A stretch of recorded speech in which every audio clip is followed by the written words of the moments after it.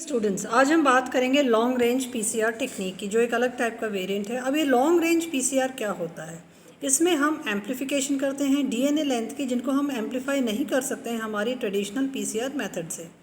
जो हमारा जो साइज़, अगर हमारा जो टारगेट डीएनए का जो साइज़ है, if it is beyond 30 kb, तब हम उसको एम्पलीफाई नहीं कर सकते हैं कन्वेंशनल मेथड से। तब हम इस मेथड को यूज़ करते हैं, और इस मेथड को अडॉप्ट करने के लिए हमें एक प्रोटोकॉल सेटअप करना पड़ता है। हमारा जो पीसीआर रिएक्शन है, बफर है, उसमें आपको एक पर्टिकुलर बफर रिएक्शन सॉल्यूशन बनाना पड़ता है। आपको पीसीआर की 2 साइकिल्स रन करनी पड़ती हैं। आपको टैग डीएनए पॉलीमरेज को ऑप्टिमाइज़ करना पड़ता है। तो कहने का मतलब आपके 3 की फैक्टर्स होते हैं जो अचीव करते हैं सक्सेस इस लॉन्ग रेंज पीसीआर में। अब हम किस तरह से ऑप्टिमाइजेशन करेंगे लॉन्ग रेंज पीसीआर में? हमें आवश्यकता है different types of tag DNA polymerase की, हमें आवश्यकता है different types of primer set की, और हमें आवश्यकता है पीसीआर रिएक्शन बफर की। अब ये जो टैग डीएनए पॉलीमरेज है, वो कैसे हमें मॉडिफाई करना पड़ेगा, क्योंकि जो हमारा नॉर्मल जो टैग है उसकी बहुत सारी लिमिटेशंस हैं। जैसा कि लो फिडिलिटी है, वो एडअप कर सकता है सेवरल न्यूक्लियोटाइड्स, लेकिन उसमें प्रूफ रीडिंग नहीं होती है। तो जो रूटीन जो टैग डीएनए पॉलीमरेज होता है, वो ऐड तो करता है आपके डीएनटीपीज 1 kb या 2 kb तक, और उसके बाद में चांस होती है कि आपके रॉन्ग डीएनटीपीज वहाँ पे जुड़ जाते हैं, क्योंकि जो स्पेसिफिसिटी होती है टैग पॉलीमरेज एंजाइम की, वो धीरे धीरे घटती रहती है। इसीलिए हम नॉर्मल टैग डीएनए पॉलीमरेज को इस्तेमाल नहीं कर सकते हैं लॉन्ग रेंज पीसीआर में। फिर भी हमारा जो टैग डीएनए पॉलीमरेज है, वो बेस्ट चॉइस होता है हमारी कन्वेंशनल शॉर्ट पीसीआर साइकिल्स के लिए। अब यहाँ पे हमें एक ऐसा टैग डीएनए पॉलीमरेज चाहिए जो कि हाई एम्पलीफिकेशन रेट दे, जो कि लो मिसमैच रेट दे, जो कि हाई फिडिलिटी दे, एफिशिएंसी बहुत ज़्यादा दे और हाई स्पेसिफिसिटी दे। तो उसमें क्या होनी चाहिए, 3 to 5 एक्सो न्यूक्लियस एक्टिविटी भी उसमें बहुत ज़रूरी है।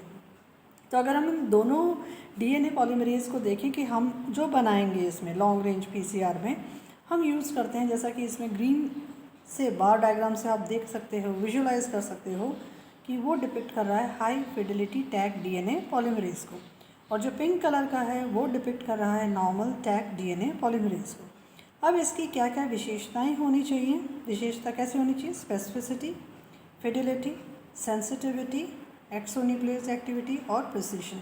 इन सभी में आप क्या देखते हो कि जो आपने जो ऑप्टिमाइज़ किया हुआ है टैग डीएनए पॉलीमरेज, उसका जो बार डायग्राम है, उसका पीक उसके ज़्यादा है in comparison to normal Taq DNA polymerase.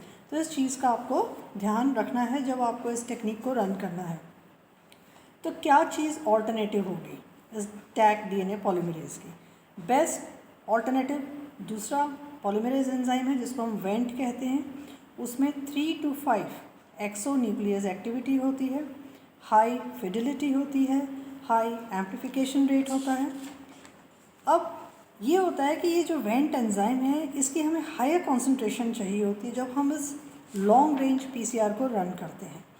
दूसरा एक और तरीका है कि हम कॉम्बिनेशन यूज़ करें 2 डिफरेंट पॉलीमरेज एंजाइम को, मतलब एक की कॉन्सेंट्रेशन ज़्यादा हो और एक की कॉन्सेंट्रेशन हम कम रखें। तो जिसकी हम हायर कॉन्सेंट्रेशन रख रहे हैं, जैसा कि नॉर्मल जो रूटीन में हम यूज़ करते हैं टैग डीएनए पॉलीमरेज, और दूसरा होगा हाई फिडिलिटी डीएनए पॉलीमरेज। अब हम नॉर्मल की तो 1 to 1.5 यूनिट्स यूज़ करेंगे, और हाई फिडिलिटी की उससे भी कम यूनिट्स हम यहाँ इस्तेमाल करेंगे, क्योंकि उसकी कॉन्सेंट्रेशन कम होनी चाहिए as compared to your conventional Taq DNA polymerase. अब अगर हमें यूज़ करना है single high fidelity Taq DNA polymerase, तो हम उसके units up to 3 units in a single reaction we can run. अब यहाँ पे प्राइमर्स जो हैं, जो नॉर्मल जो हम प्राइमर सेट यूज़ करते थे, they will not work in this reaction. तो इस चीज़ के लिए हम लॉन्ग रेंज जब पीसीआर मैथडोलॉजी अडॉप्ट करते हैं, तो हमारे प्राइमर्स की कुछ यूनिक और डिफरेंट प्रॉपर्टीज़ होनी चाहिए। जैसा कि उनकी जो लंबाई है वो लगभग 22 to 30 न्यूक्लियोटाइड्स होनी चाहिए। उनमें ग्वानिन और साइटोसिन का कंटेंट 50% से कम होना चाहिए, और उसमें बहुत कम कैपेसिटी होनी चाहिए सेकेंडरी स्ट्रक्चर बिल्टअप करने के लिए, और उसका जो एनालिंग टेम्परेचर है वो भी 58 to 68 डिग्रीज रहना चाहिए। And we are using a very low concentration of these primers. Ideally जो हम फ्रेगमेंट्स जो हम यूज़ करते हैं up to 20 kilo base pairs, जो कि इसका न्यूनतम है क्योंकि ये लॉन्ग रेंज पीसीआर है, it can go to about 30 kbs of the fragment size of the DNA. तो यहाँ पे आप 100 to 200 pm of primers you are using. तो हम कह सकते हैं कि हमने ऑप्टिमाइज़ किया रिएक्शन को, हमने डिफरेंट कॉम्बिनेशन लिए प्राइमर कॉन्सेंट्रेशन के। तो अगर हमें complex PCR template DNA use करना है तो लो कॉन्सेंट्रेशन ऑफ प्राइमर्स लेना पड़ेगा। अगर हमें lower complex template DNA use करना है तो हमें high concentration of primers use करना होगा, depending on your choice of your fragment DNA. अब जो हमारा बफर होगा वो कैसा होगा लॉन्ग रेंज पीसीआर का, ये थोड़ा सा अलग होगा। इसमें जो कॉन्सेंट्रेशन होगी मैग्नीशियम आयन की डिपेंड करेगी कि हमारा रिएक्शन कैसा रन करना चाहिए, क्योंकि जो अगर हम हायर कॉन्सेंट्रेशन रखेंगे रिएक्शन की तो नॉन स्पेसिफिक बाइंडिंग होंगी रिएक्शन में। दूसरी चीज़ ये ध्यान में रखनी है कि पीसीआर आपको 2 स्टेप्स में रन करना है सिंगल मेथडोलॉजी या पीसीआर साइकिल में। रिएजेंट्स आपके DNTPs पीसीआर रिएक्शन बफर होगा, जिसमें कि आपको concentration of magnesium chloride is much more. आपके प्राइमर्स जो हैं वो फॉरवर्ड भी हैं और रिवर्स प्राइमर्स भी हैं। आपका टेम्पलेट डीएनए है जिसका कि साइज़ आप 22 टू अबाउट 30 kbs तक आप रख सकते हो। और जैसे ही आपका पीसीआर रिएक्शन आप कंप्लीट करोगे तो फिर हम उसको रन करते हैं उन्हें एग्रोस जेल इलेक्ट्रोफोरेसिस, ताकि विजुलाइज कर सकें कि हमारी एम्प्लीफिकेशन कितना हुआ है।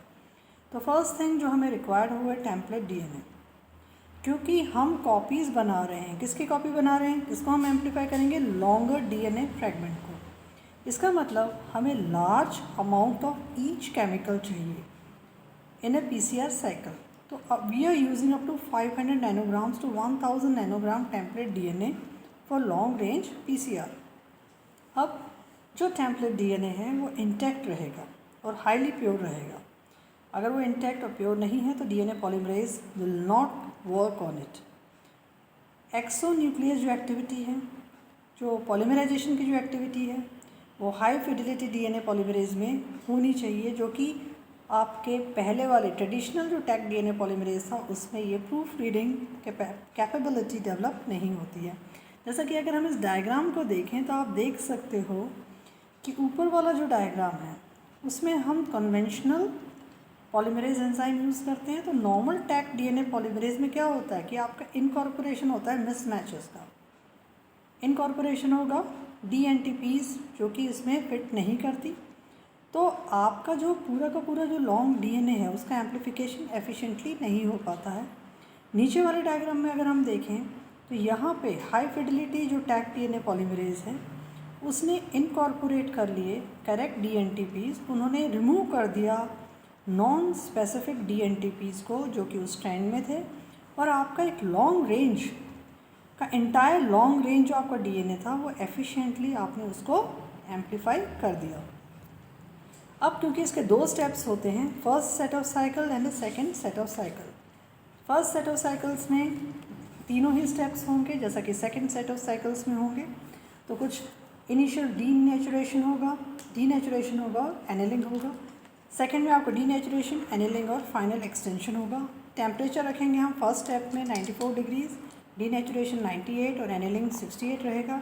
Time for initial denaturation will be 1 minute. Denaturation at 98 degrees बहुत कम होगा, 20 सेकेंड्स तक होगा। एनेलिंग का थोड़ा ज़्यादा टाइम होगा, 20 मिनट्स। ये जो साइकिल होंगे एटलीस्ट 10 to 15 साइकिल्स यहाँ पे रन करेंगे first set of cycle. In a second set of cycle we are running 16 cycle of PCR. यहाँ पे डीनेचुरेशन होगा 20 सेकेंड्स के लिए, एनेलिंग होगा 20 मिनट्स के लिए और फाइनल एक्सटेंशन होगा 10 मिनट के लिए। अब क्या क्या प्लस पॉइंट्स हैं इस लॉन्ग रेंज पीसीआर के, क्योंकि जो स्पेसिफिसिटी होती है वो इंक्रीज़ कर जाती है high fidelity Taq DNA polymerase से। तो इससे हम एम्प्लीफाई करते हैं लॉन्ग डीएनए फ्रेगमेंट्स में और हाई जीसी रिच कंटेंट जो कि हम ट्रेडिशनल मेथड से नहीं कर पाते थे। कुछ नेगेटिव ड्रॉबैक्स भी हैं इसके, जैसे कि ये बहुत टाइम कंज्यूमिंग है, success rate is also very low और कई बार मिस इनकॉर्पोरेशन हो जाता है DNTPs का, इसलिए हम रूटीन टेस्ट में हम इसको इस्तेमाल नहीं करते हैं। एप्लीकेशन एरियाज़ इसके बहुत वाइड हैं, जैसे कि हम डिटेक्शन के लिए इसको इस्तेमाल करते हैं एबनॉर्मेलिटी ऑफ जेनेटिकल डिसऑर्डर्स, जैसे कि डीएनए फ्रैगमेंट का मैटर है, जैसे कि फ्रेजाइल एक्स सिंड्रोम में है। यहाँ पे एबनॉर्मल एक्सपेंशन होता है हाई जीसी रिच रीजन का, तो यहाँ पे triplet CGG is present on the x chromosomes. ये रीजन बहुत लंबा होता है। हम इस रीजन को एम्पलीफाई कर सकते हैं, हम इसको कंपेयर कर सकते हैं नॉर्मल वन से और अपना रिजल्ट को हम इंटरप्रीट कर सकते हैं।